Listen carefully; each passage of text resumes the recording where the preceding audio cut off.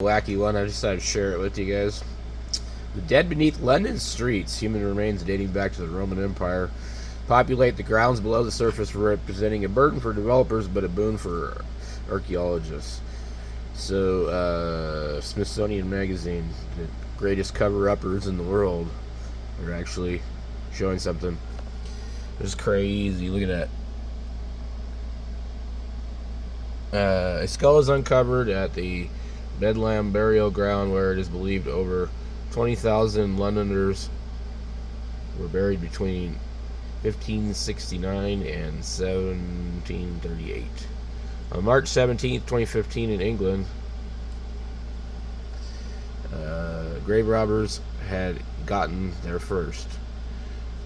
Let's see. Sometime in the 16th century, they ransacked the tomb for its gold and grave goods, leaving behind bones and a lid cracked. But 5 centuries later, on the southern banks of the Thames in London's Southwark neighborhood, the Roman sarcophagus was unearthed again, this time by construction workers building a new residential development. Weighing nearly 3 tons and buried sometime between 86 and 326 AD, the stone sarcophagus contained the body of a woman believed to have been about 30 years old at the time of her death. The bones of an infant were found with her, but it is unclear whether the woman and child were buried together.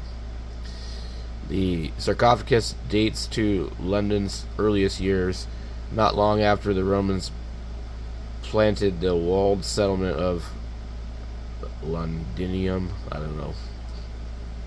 on the marshy north bank of the Thames in 43 AD. The sarcophagus to the south of the settlement and the river was found just west of Roman Road, covered by centuries of human construction and something else. It was the find of a lifetime for archaeologists who were working on it, but in the course of London's nearly 2,000-year history, perhaps it's no surprise at all.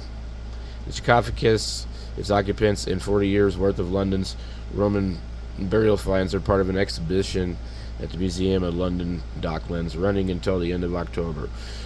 Roman Dead, inspired by the sarcophagus discovery, explores how Roman Londoners treated death.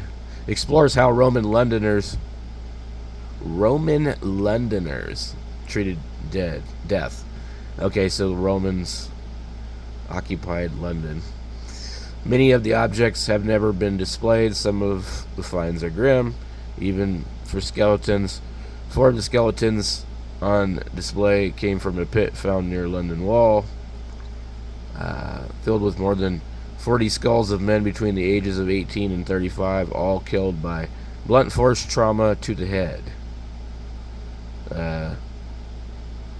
Others are mysterious. The skeleton of a dog buried in her own grave, with her collar but without her head.